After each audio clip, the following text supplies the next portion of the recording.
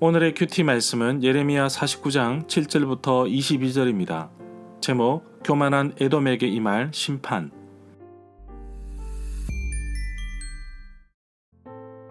먼저 앞뒤 문맥을 살펴보겠습니다. 예레미야 46장부터 51장은 이스라엘 주변 나라들을 향한 여호와 하나님께서 내리시는 심판의 내용을 담고 있습니다. 46장은 애굽, 47장은 블레셋, 48장은 모압, 49장은 여러 나라들이 나오는데 암몬과 에돔 그리고 다메섹, 아람에 대해서 언급하고 있습니다. 모압과 암몬의 심판 내용의 끝부분에는 여호와 하나님께서 이들 나라들에 대한 회복의 메시지를 담고 있습니다.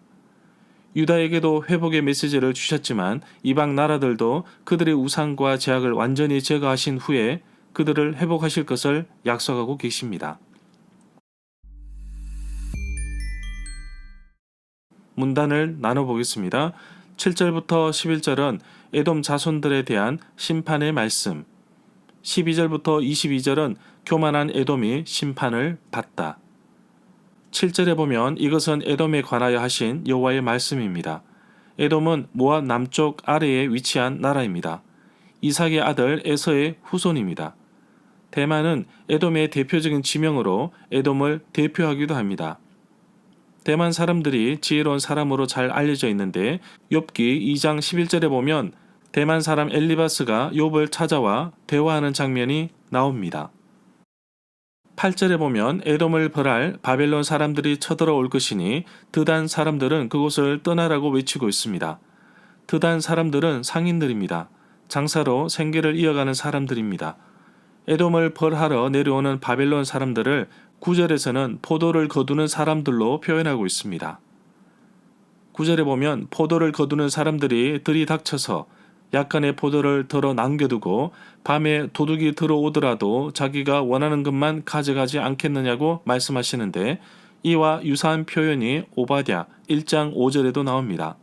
오바댜 역시 에돔에 대한 묵시를 담고 있는데 오바댜는 에돔의 멸망에 관하여 예언을 다루고 있습니다. 10절에 보면 에서를 옷 벗겨 샅샅이 뒤지고 그가 숨을 수 있는 곳들을 다 찾아내었으니 그들은 더 이상 숨을 곳이 없다고 하십니다. 그들의 자녀와 친척과 이웃이 모두 멸망하고 망하여 에돔마저도 살아남지 못할 것이라고 하십니다. 옛 헬라어 번역본에서는 10절의 끝에 또 말할 자가 하나도 없으리라가 붙어 있습니다. 12절에 보면 고통의 잔, 진노의 잔에 대한 내용이 예레미야 25장 28절부터 29절에 나옵니다. 북이스라엘과 남유다가 이미 여호와 하나님께서 내리신 진노의 잔을 에돔이 피할 순 없습니다. 13절에 보면 보스라는 에돔의 수도로 보고 있습니다. 저주거리는 예레미야 25장 18절의 저주와 그 히브리어 낱말이 같습니다. 파괴된 성읍은 조롱과 저주의 대상이 됩니다. 사람들은 저주할 때 그 성읍의 이름을 부르면서 무슨 성읍이 닥친 것과 같은 일이 너에게 닥치리라 하면서 저주를 한다고 합니다. 14절에 보면 여호와께서 온 나라에 사자, 특사를 파견하시면서 하시는 말씀이 너희 군대들은 모여서 에돔으로 물러가서 에돔을 쳐라. 일어나 싸울 준비를 하여라 하셨다고 말씀하십니다. 오바댜 1장 1절에서도 이와 유사한 구절이 있습니다. 16절에 보면 독수리 둥지처럼 절벽의 바위 틈에 보금자리를 잡고 살았던 에돔은 아무나 공격 못할 것을 생각하며 스스로 교만한 마음으로 살았습니다. 오베다는 에돔의 멸망에 대한 묵시인데 오베다 1장 3절부터 4절에서도 에돔이 교만으로 몰락하였다는 그 원인에 대해서 지적하고 있습니다.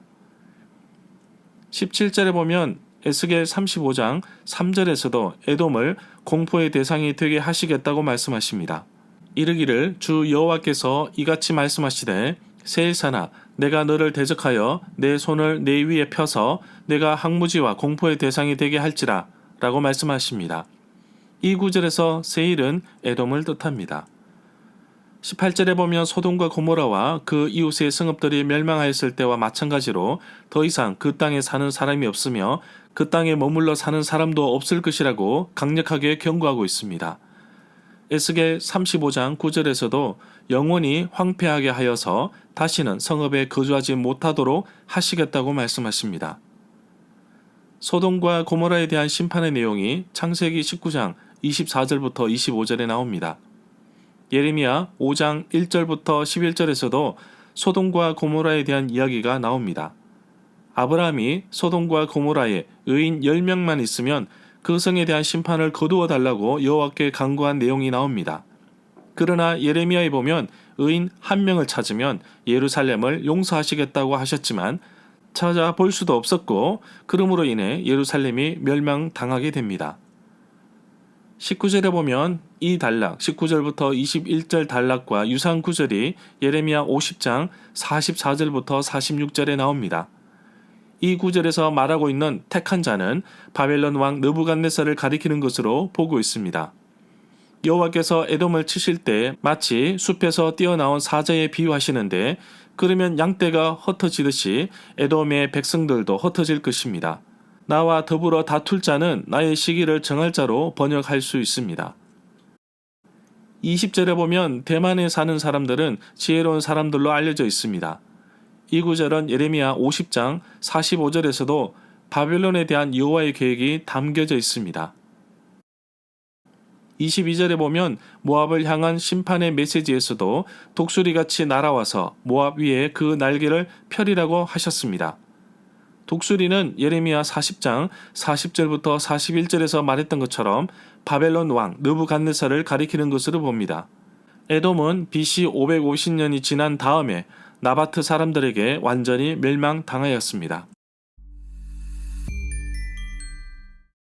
절마다 상세한 설명과 구절 해석, 핵심 내용과 중심 줄거리는 네이버 블로그에 올려져 있습니다. 내게 주시는 교훈입니다.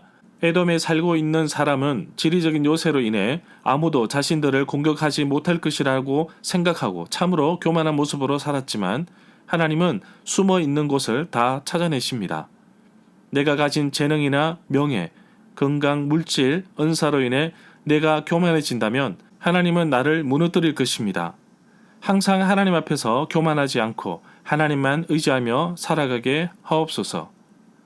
대만에 사는 사람들은 지혜로운 사람들이었지만 그 지혜로 인해 교만해졌습니다. 진정한 지혜는 여호와를 경외하는 것이 지혜의 근본이라는 사실을 잊지 않겠습니다. 에돔에게 가져다 준 지혜가 그들을 구하지 못하고 도리어 교만에 빠져 멸망으로 인도하였던 것처럼 저는 하나님을 인정하고 하나님의 말씀에 순종하는 것이 참 지혜임을 깨닫고 살아가는 하루가 되기를 간절히 소망합니다.